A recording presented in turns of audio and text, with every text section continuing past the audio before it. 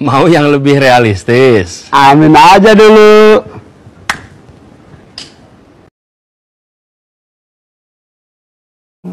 Sudah dipaparkan tadi, saya ingin menjemput beberapa butir dari paparan Pak Anies. Yang pertama ini terkait dengan kesatuan dan bagaimana kita bisa mencapai kemakmuran yang utuh ke depan. Nah, ini saya mau coba kembangkan dalam konteks bagaimana dunia ini sudah berubah dalam beberapa dekade terakhir, yang mana kita menyaksikan tatanan dunia ini yang dulunya diwarnai dengan bipolaritas yang berubah menjadi unipolaritas, dan akhir-akhir ini telah menjadi multipolar. Nah, salah satu ironi dalam konteks multipolaritas adalah bagaimana multilateralisasi ini nggak jalan. Seperti institusi multilateral yang kita lihat akhir-akhir ini itu tidak bisa berfungsi seperti apa yang kita saksikan sewaktu Paman Sam itu berkuasa. Ini dikarenakan revisionisme yang dikembangkan oleh negara-negara besar yang baru, termasuk Tiongkok dan BRICS dan negara-negara kekuatan tengah, anggaplah Indonesia, Turki, Meksiko, Nigeria, dan lain-lain. Semakin saya lihat kepentingan kita sebagai negara yang besar untuk menguatkan diri kita secara ekonomi. Nah, beranjak dari itu, saya sering mendengar janji politik dari banyak sekali calon presiden, bukan hanya di Indonesia, tapi di mancanegara. Dan janji politik seorang calon presiden itu sangat kental dengan kemudahan yang akan diberikan ke rakyat. Terkait dengan apakah itu pendidikan, kesehatan, makanan, apapun lah. Tapi yang jarang sekali kita dengar, dan ini mudah-mudahan mewakili pulsa dari pengusaha yang ada di Indonesia, adalah bagaimana untuk mendanai kemudahan-kemudahan tersebut yang akan diberikan ke rakyat atau masyarakat luas. Nah, dana atau pendanaan tersebut ini sangat nyambung dengan ruang fiskal negara. Kalau kita lihat, Indonesia ini dihantam oleh COVID-19 selama 2,5 tahun, namun setelah itu kita sudah bisa melakukan renormalisasi ruang fiskal. Tapi kalau secara empiris kita lihat, rasio pendapatan pajak terhadap PDB kita ini masih kurang, masih di bawah 10%. Nah, kalau dibandingkan dengan negara-negara OECD yang ada di level di atas 30%, saya penasaran bagaimana Bapak sebagai Presiden nanti akan bisa meningkatkan angka atau rasio tersebut dari di bawah 10% menjadi angka yang jauh lebih besar agar janji-janji politik Bapak itu lebih sangat bisa dipenuhi. Silakan. Terima kasih Pak Gita. Ini menarik karena Pak Gita mengambil sebelum masuk pada fiskal, ini pada kenyataan bahwa kita hidup di dalam sebuah dunia yang multipolar dan kita harus navigasi antar polar itu dan harus juga melakukan makin banyak agreement dengan multiple polar yang tidak bisa lagi kita hanya dengan 1-2 pihak. Saya rasa contoh seperti Vietnam, contoh seperti Malaysia itu patut untuk kita jadikan benchmark.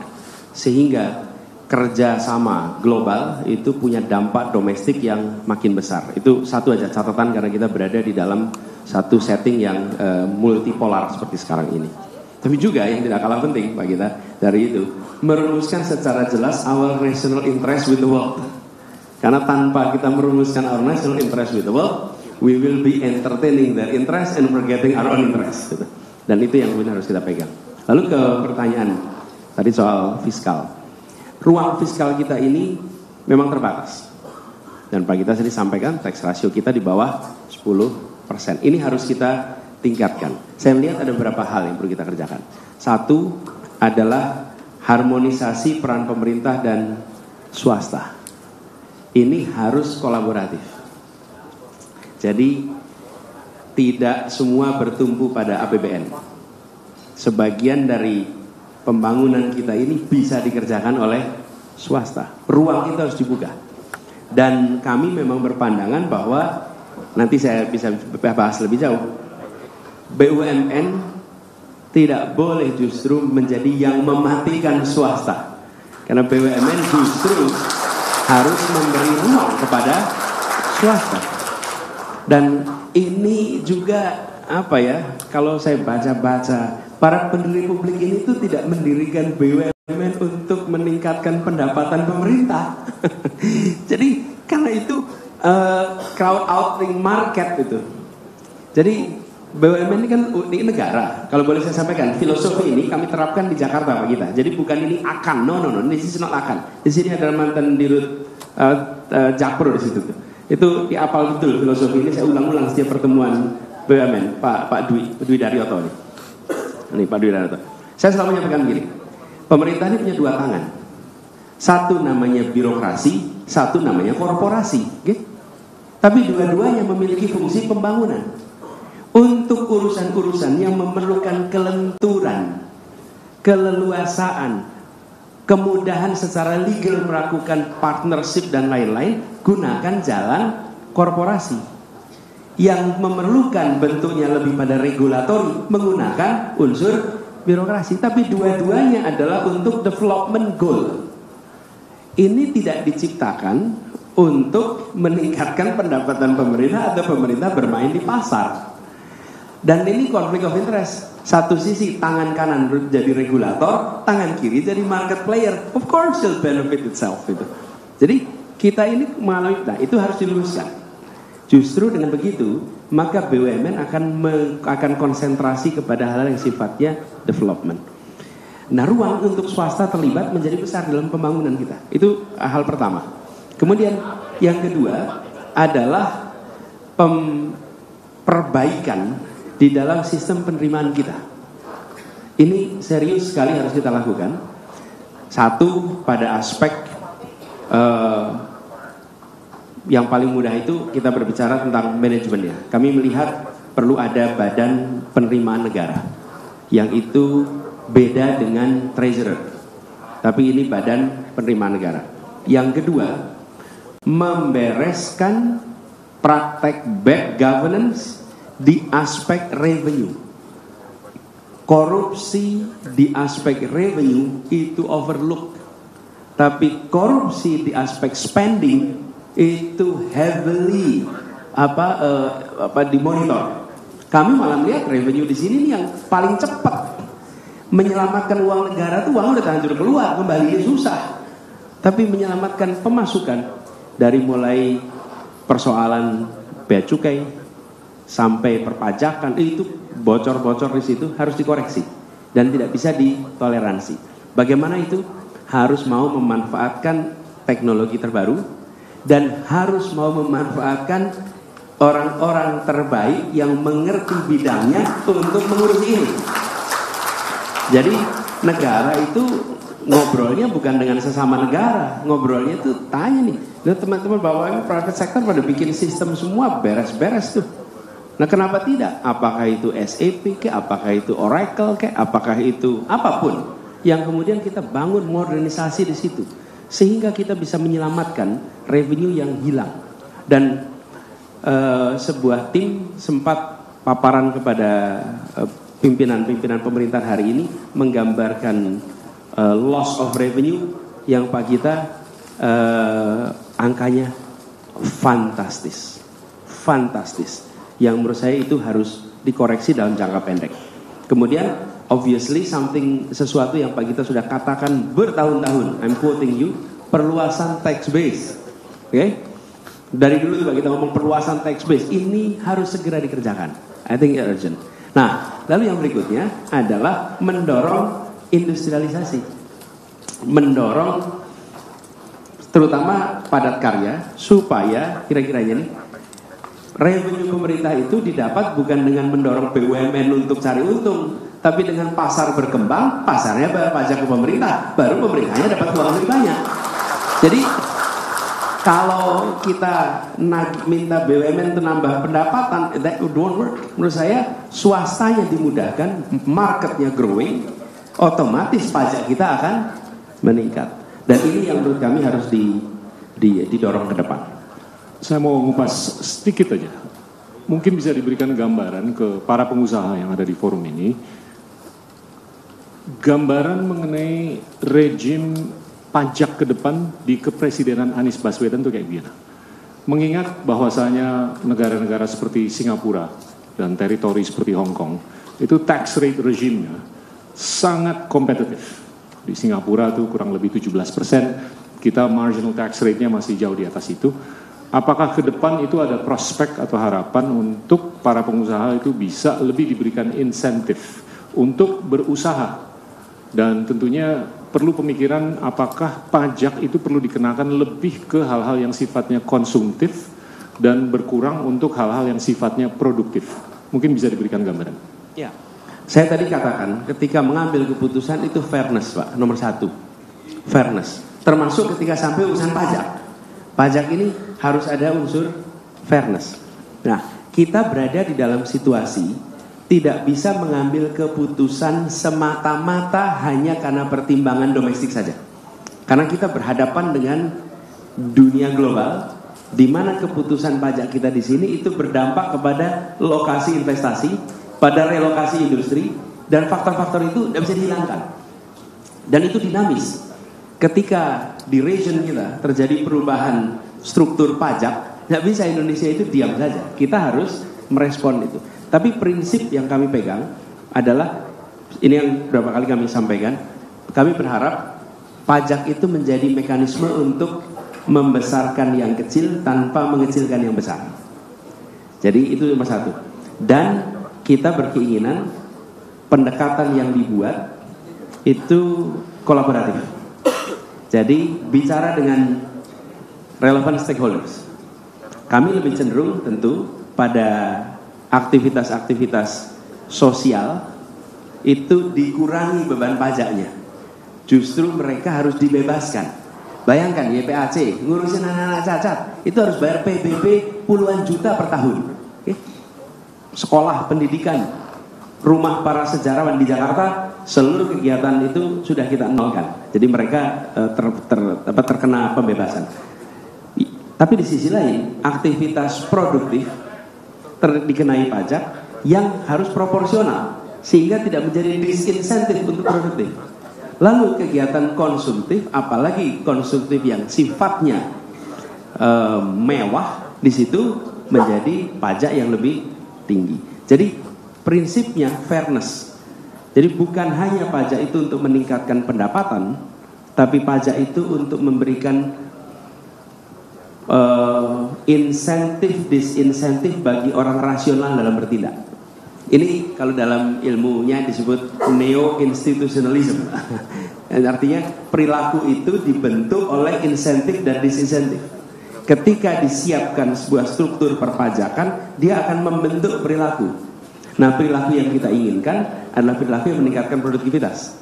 Jadi pajak pun disusun dengan prinsip seperti itu. Begitu, Pak.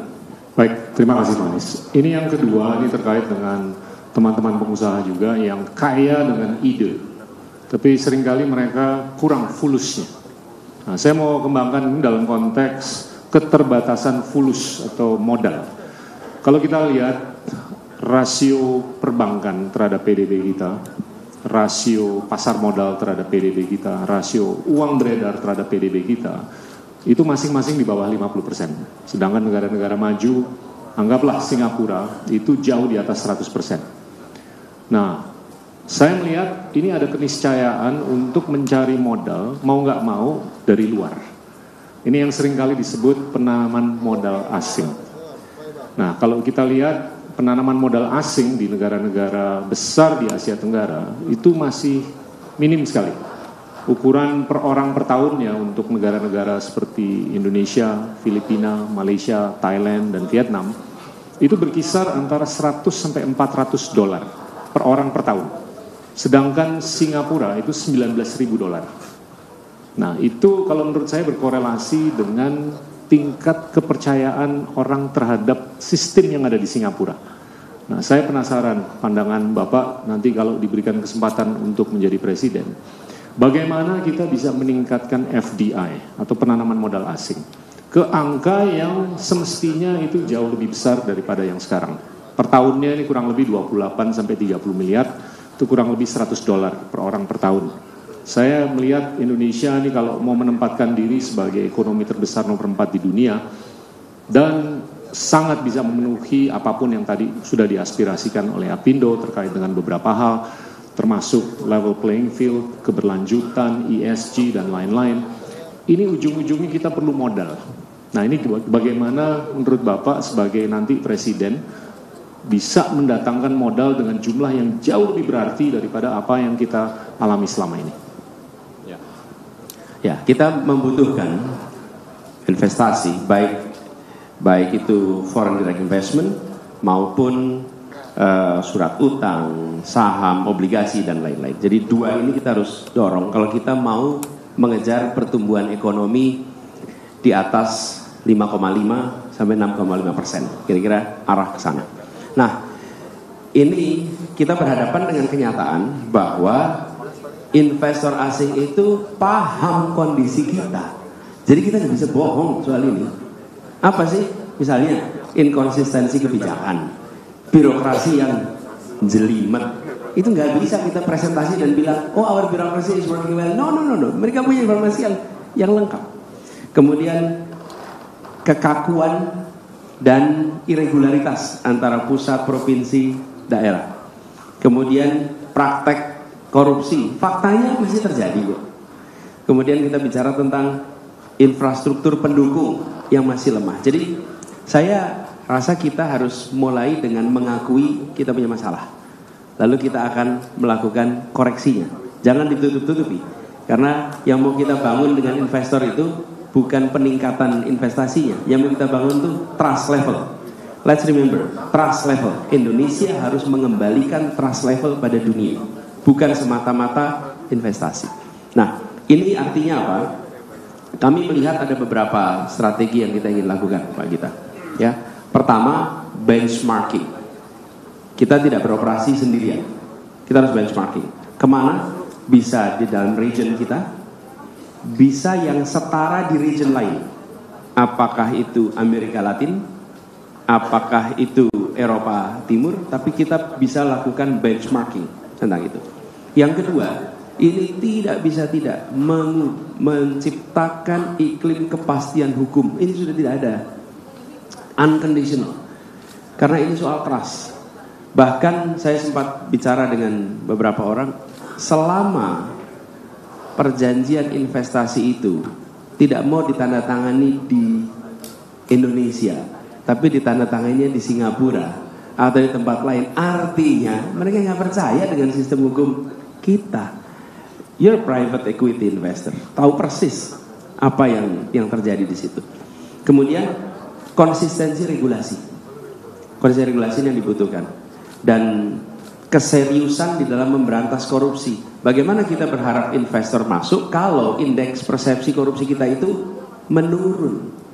Dunia membutuhkan indeks persepsi korupsi yang meningkat dan keseriusan di dalam membereskan soal korupsi. Yang lain-lain itu teknokratik, apakah itu logistik dan lain-lain. Nah, manusia berkualitas will take time untuk melakukannya. Jadi saya melihat reform di bidang hukum, birokrasi ini mendasar. Apa bekal yang mau dikerjakan? Pertama, soal konsistensi kebijakan. Bapak Ibu sekalian, saya bersyukur sekali mendapatkan kesempatan bertugas di kabinet. Lalu sesudah itu saya kesempatan bertugas sebagai kepala daerah di provinsi. Yang provinsinya sekaligus juga kabupaten kota, Pak. Di situ saya merasakan benar bahwa kita ini tidak memiliki national guideline almost on every issue, Pak Gita. Almost on every issue. Kita bicara perizinan. Bagaimana provinsi itu bergerak sendirian. Kalau Bapak Ibu menemukan provinsi melakukan reformasi perizinan menjadi cepat dan lain, itu bukan karena national direction, tapi karena gubernurnya mau melakukan reformasi. Kalau ada wilayah yang mau mengurusi ibu hamil, kesehatan ibu hamil, maka itu adalah wali kotanya, bupatinya peduli pada ibu hamil, bukan karena ada national direction. Nah, saya melihat di dalam urusan kepastian itu tidak bisa kita hanya buat komitmen di level pusat, tapi harus diturunkan sampai ke daerah dan ada national guideline-nya.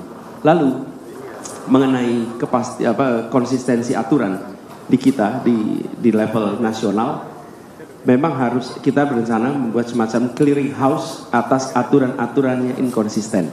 Dengan siapa membuat clearing house-nya? Jangan dikerjakan sendirian. Undang pelaku usaha menunjukkan di mana inkonsistensi itu terjadi. Karena yang paling tahu inkonsistensi itu pelaku. Mereka yang merasakan. Jadi kalau tidak ada pelaku akan sulit itu. Dan kadang-kadang chicken and egg problem yang dirasakan oleh pelaku di lapangan. Kira-kira itu Pak kita. Jadi kami melihat bereskan soal kepastian hukum, lakukan reformasi birokrasi dengan serius, kemudian kirimkan pesan serius soal penanganan korupsi. Yang berikutnya itu perlu waktu untuk ditangani, tapi bila dikerjakan akan beres. Misalnya SDM, logistik itu nggak bisa cepat. Tapi kalau yang 3 tadi itu bisa dikerjakan relatively cepat.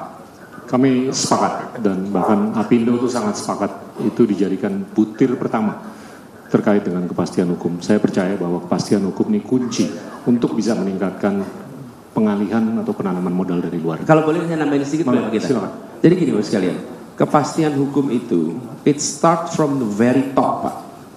Gak bisa start dari tengah Pak. Gak bisa. Karena kalau dari the very top itu ada komitmen untuk memberikan kepastian hukum, memberikan predictability, maka menular itu ke bawah. Tapi kalau dari puncak tidak ada pesan soal kepastian hukum itu, sulit sekali di tengah itu menjalankannya. Jadi menurut saya ini yang harus kita kerjakan. Paham, terima kasih. Saya akan bertanya satu lagi sebelum saya buka ke floor.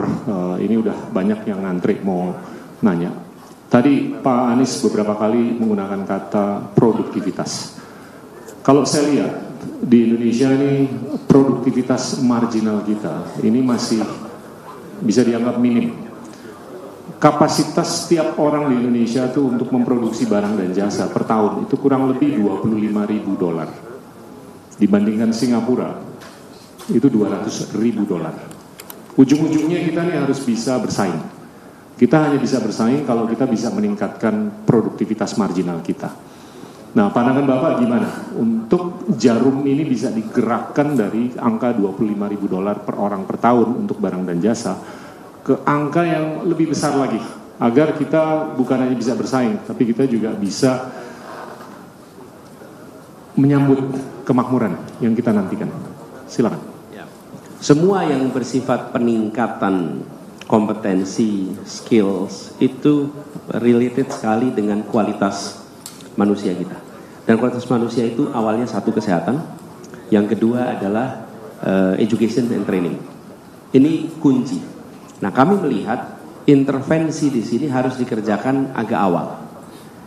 Kami merasa harus melibatkan private sector, non-government institutions di dalam meningkatkan kompetensi, skill dari sumber daya manusia kita. Karena nggak bisa dikerjakan oleh pemerintah sendiri. Lewat apa? Insentif pajak. Bila perusahaan-perusahaan memilih untuk melakukan training, upgrading atas skills yang dimiliki oleh tenaga kerjanya dan secara serius, kita perlu melakukan bisa asosiasi, bisa dari pemerintah, semacam akreditasi. Lalu itu menjadi bagian dari peningkatan kualitas workforce kita. Ini saya lihat ada Pak Elmi di sini. Saya ingat dulu ketika di Paramadina di Medco itu ada satu unit khusus untuk training yang menggunakan satu lantai. Itu secara khusus everybody going through training. Nah, belum tentu dia akan berada di perusahaan ini, tapi mungkin mereka akan ke tempat lain. Tapi kita akan meningkatkan itu. Bayangkan bila itu kita bisa scale up. Yang kedua adalah PKBM. PKBM itu pusat kegiatan belajar masyarakat. Ini akan sangat membantu untuk meningkatkan skill labor kita yang masuk di sektor mikro dan kecil. Kenapa? Karena PKBM itu memberikan pelatihan-pelatihan yang sangat aplikatif, yang itu akan membantu untuk usaha kecil dan mikro untuk berkembang. Sehingga harapannya nanti produktivitas kita akan bisa meningkat. Dan bila itu dikerjakan secara sistemik, maka kita akan bisa mencapai atau menyaksikan perubahan. Saya sampaikan apa sih istilahnya sistemik itu? Sistemik itu begini, Pak. Kita sudah sering menyaksikan program pemerintah itu besar pada saat diluncurkan, lalu mulai lambat pada saat eksekusi. Terus ketika di ujung ada monitoring. Kami tidak kerjakan itu di Jakarta, Pak kita. Jadi saya izin sedikit memberikan gambaran. Pada saat kami bertugas di Jakarta, kami mencoba untuk mengubah agar program itu bisa dimonitor sampai ke ujung. Karena kalau tidak bisa dimonitor sampai ke ujung, maka yang terjadi adalah luncurkan program PKBM, habis itu nggak ada monitoring.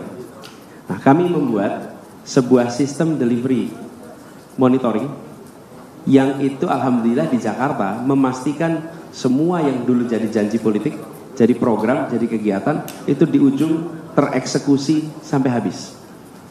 Ada monitoringnya. Bahkan kalau di birokrasi Jakarta mereka hafal, ini termasuk yang BUMD, namanya F8K, formulir 8 kolom. Formulir 8 kolom itu artinya apa? Semua kegiatan itu ada sistem monitoringnya 8 kolom, tiap 2 minggu sekali dimonitor. Jadi kalau Bapak lihat di Jakarta, despite COVID, JIS bisa jadi, 300 km trotoar jadi, 400 taman selesai, sekolah net zero terjadi. Kenapa? Bukan karena apa-apa, karena mesin organisasinya digerakkan pakai sistem. Sistemnya itu delivery unit. Kebetulan saya dulu belajarnya soal delivery unit. Bagaimana keputusan politik itu ditransform menjadi mesin birokrasi yang berfungsi, sehingga kemudian sampai ke ujung itu jalan. Nah, yang kita tidak miliki hari ini itu adalah memastikan bahwa keputusan politik itu tereksekusi sampai ke ujung.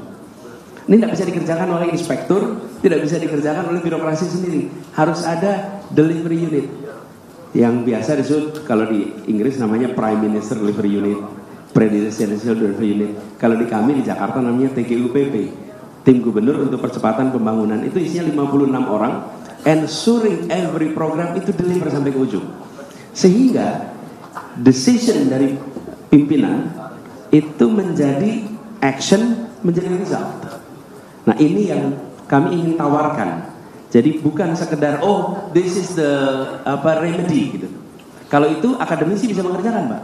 Tapi begitu sampai kepada eksekusi itu diperlukan manajemen, dan manajemen pemerintahan itu harus sampai ke ujung dengan sistem monitoring yang jelas. Jadi kami bisa sampaikan dalam kesempatan ini bahwa identifying problem is good, offering great solution is better, tetapi ensuring completion of delivery, that's the main end game kalau istilahnya Pak Gita kira-kira. Siap. Terima kasih Pak Anies. Saya izin buka ke floor yang ingin bertanya. Pertama ini Bu Ning Wahyu Astuti. Tolong mikrofon. Ya. Ini terkait dengan ketenaga kerjaan. Selamat pagi Pak Anies, terima kasih Pak Gita. Saya Ning Wahyu, saya Ketua DPP Apindo dengan jumlah pemilih terbesar di Indonesia Pak Anies, yaitu Jawa Barat. Topik yang akan saya tanyakan terkait dengan ketenaga kerjaan, khususnya di pengupahan, di mana kebijakan pengupahan berkaitan erat dengan demonstrasi buruh yang selalu berulang ya, ini setiap tahun, dan bahkan kita juga tahu bahwa kesepakatan kenaikan upah ini bahkan yang sudah disetujui di Dewan Pengupahan kemudian itu diabaikan, sehingga menimbulkan ketidakpastian dan juga inefisiensi, serta tidak jarang pula bahkan terjadi kerusakan sarana dan prasarana umum yang kemudian memberikan implikasi besar terhadap persepsi para investor tentang iklim berusaha di Indonesia yang dianggap kurang kondusif. bahkan lebih jauh menyebabkan beban usaha berlebih bagi investasi atau investor yang sudah ada di Indonesia.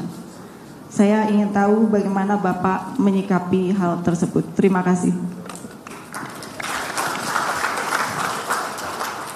Ya, ini satu persoalan klasik yang muncul tahunan, menimbulkan ketidakpastian di tiga pihak. Ya di pengusaha, ya di buruh, ya di pemerintah. Di pemerintah juga gitu, menjelang Oktober itu menjelang pusing tuh. Sama aja. Karena itu kemudian mulai itu tarik menarik setiap tahun begitu. Saya sempat mikir, kenapa sih kita tidak membuat sesuatu yang lebih predictable, yang membuat antar tahun itu kita tidak usah tarik menarik seperti ini terus menerus. Dan kalau sudah begitu nanti ujungnya zero sum gitu. Bukan sekedar mencari kompromi. Nah, saya melihat kita perlu mengubah ini. Kita perlu duduk bersama, menyepakati formula bersama untuk periode multi years, sehingga kita tidak perlu setiap tahun kita punya ketegangan. Tentu ini tidak sederhana, tapi menurut kami bila ini disusun dengan fairness nih, kita akan bisa kerjakan. Harus ngobrol bareng-bareng. Dan kami di Jakarta pernah dituntut sama Apindo nih soal UMP. Ya, itu sama Apindo nih soal UMP. Tapi ini yang mau saya sampaikan juga, ini mumpung ada di sini, jadi cerita kan gitu. Saya cerita. Jadi Pak Gita, saya ingin tunjukkan sebentar nih. Boleh dipasang ya slide-nya, supaya saya bisa tunjukkan.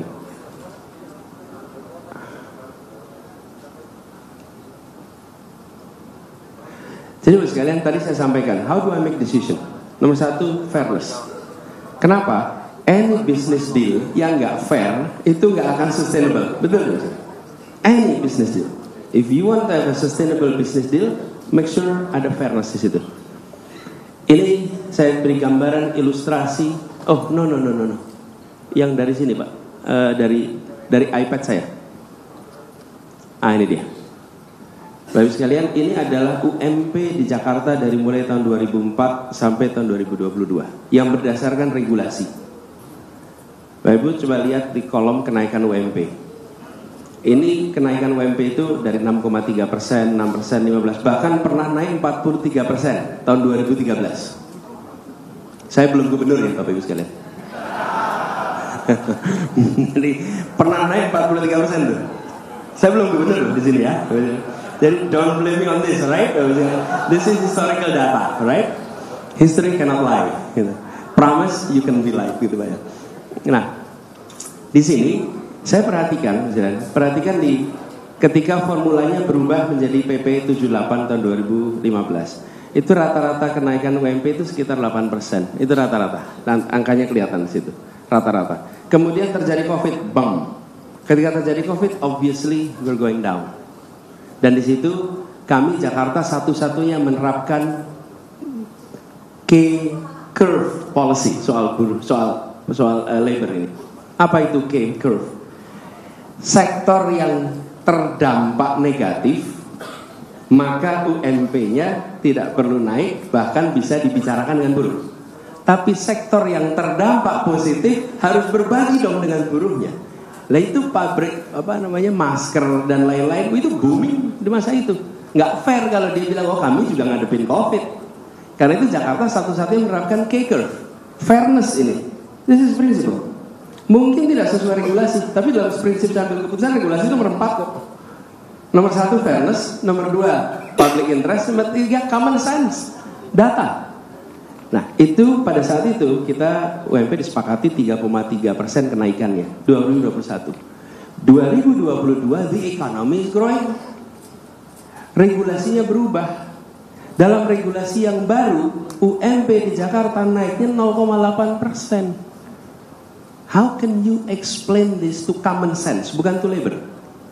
Gimana kita menjelaskannya pada akal sehat bahwa di saat ekonomi kita sudah lebih baik dibandingkan tahun 2021, di tahun 2022 regulasinya berubah, UMP-nya naiknya menjadi 0,8%. Padahal inflasinya saja 1,1%. pertumbuhannya saja sekitar 4% di Jakarta. Inilah sebabnya kenapa saya katakan this is not fair. Regulasinya yang nggak fair. Dan kalau Bapak Ibu jadi pengusaha memberikan upah pada labor dengan situasi begini, ya ini namanya creating instability. Kenapa? Karena unfairness. Bayangkan tahun sebelumnya aja ketika COVID berat naik 3%, sudah kondisi lebih baik malah naiknya 0,8%. Di situ saya sebagai pemimpin di Jakarta, saya bilang sama Ibu Menteri, Bu Menteri, kalau memang harus 0,8 yang tanda tangan keputusan Ibu saja. Jangan saya. Karena kalau saya harus ambil keputusan, saya akan mengambil keputusan berdasarkan 4 prinsip tadi. Fairness, public interest. Fairness nih, prinsip common sense. Yang kedua public interest. Begitu ini dikerjakan, ini namanya recipe for massive demonstration. This is an invitation, open call. Yang ketiga adalah data, common sense. Nah, apa yang kemudian terjadi? Ini yang kami kerjakan. Lalu kita menggunakan dasar Jakarta sebagai daerah khusus ibu kota yang punya kewenangan mengelola bidang perekonomian, itu kami jadikan sebagai dasar hukum, bukan melawan pemerintah. Dasar hukumnya berbeda. Dasar hukumnya adalah keusuhan ibu kota, lalu kita menerapkan keputusan yang menaikkan menjadi 5,1% menggunakan rumus yang digunakan sebelumnya. Yang digunakan tahun sebelumnya menjadi 5,1, tidak 8% juga, tapi juga bukan 0,8. Di situ saya sampaikan kami membutuhkan your wisdom juga. Secara regulatori kami dianggap salah karena berbeda dengan aturan. Tapi kami lihat aturannya nggak adil ini. Di situ Pak Gita yang saya hadapi. Nah, kami berharap ke depan kita nggak terlibat yang begini terus nih. Setiap bulan Oktober selalu tarik-narik, dan uniknya kalau di Jakarta itu pelantikan gubernur itu tanggal 17 Oktober. Jadi begitu dilantik dia langsung berurusan dengan UMP. Iya, lah kan keputusannya 31 Oktober. Jadi saya ingat persis ini. Nah, menurut saya harus diubah. Menurut kami begini, tadi kami sampaikan, kita memerlukan perekonomian yang growing. Di sisi lain, industrial relation yang sehat. Dan sehat itu adalah dengan cara pandang mengatur fairness. Kalau ini saya tunjukkan nih, kita nggak kembalikan ke 8%, tapi ke 5,1 untuk fairness. Lalu kita berharap ada kepastian multi years, yang itu bisa direview, yang barangkali kita bisa gunakan benchmark negara-negara lain. Bagaimana di negara-negara lain itu rumusan disusun sehingga menimbulkan predictability. Kalau tidak, dunia usaha juga sulit membuat perencanaan apabila tidak ada predictability. Begitu kira-kira. Jelas Pak Anies. Terima kasih. Pertanyaan kedua ini Tigor Siahaan. Ini terkait dengan UMKM. Monggo, silakan Pak Tigor. Mikrofon. Terima kasih Pak Gita. Selamat pagi Pak Anies. Saya Tigor Siahaan dari Ketua Pindo Bidang Perbankan, Jasa Keuangan dan Perpajakan. Pertanyaan memang UMKM tapi juga penciptaan lapangan kerja yang kita tahu 97% dari pekerja di Indonesia itu di UMKM. Saya baca visi dan misinya Pak Anies dan tim secara detail, memang sangat komprehensif ya, 148 halaman. Dan salah satu di situ ditulis bahwa pengangguran di Indonesia itu 8 juta jiwa. Tapi kalau dihitung dengan rumus yang kita hitung itu pernah bekerja 1 minggu terakhir dibayar ataupun tidak. Jadi memang banyak yang nggak tahu tuh. Saya memang lihat di deskripsinya memang dicantumkan dibayar ataupun tidak, walaupun dia bekerja 1 jam minggu yang lalu, itu dianggap bukan pengangguran. Kalau dihitung, ini seperti dideskripsikan di visi dan misinya Pak Anies juga, kalau dihitung 35 jam kerja dan dibayar, pengangguran di Indonesia itu bisa 50 juta sebenarnya. 50 juta yang sekarang Pak. Nah, pertanyaan saya, karena kebanyakan juga di UMKM dan juga kita pengusaha sangat tertarik bagaimana sebenarnya kelangsungan Indonesia ini ke depannya yang disokong oleh orang yang bekerja, yang memberikan konsumsi dan sebagainya. Pak Anies itu di benaknya bagaimana sih 50 juta orang ini, bagaimana memberikan kerja kepada mereka? Dan apakah kerjaannya itu ada di Indonesia ini? Mungkin itu dari kami. Makasih Pak Anies. Pak Tigor, terima kasih. Jadi usaha mikro kecil ini menghadapi arena pertandingan yang nggak equal. Dan menurut saya kita yang dikerjakan oleh pemerintah adalah bagaimana menciptakan equal level playing field kira-kira untuk mereka.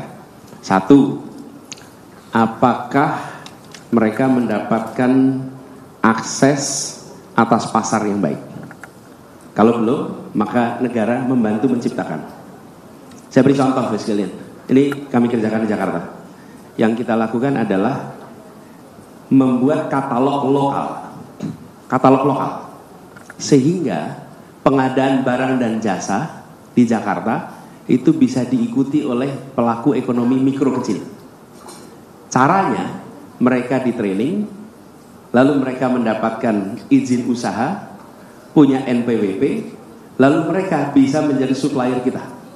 Sebelumnya mereka bekerja, misalnya makanan nih, mereka bekerja, lalu mereka mengirim kepada bakery terkenal. Nanti bakery terkenalnya yang submit kepada kita. Ini Bapak Ibu di sini biasanya ada nama bakery terkenal. Tapi bakery terkenal dapat dari mana?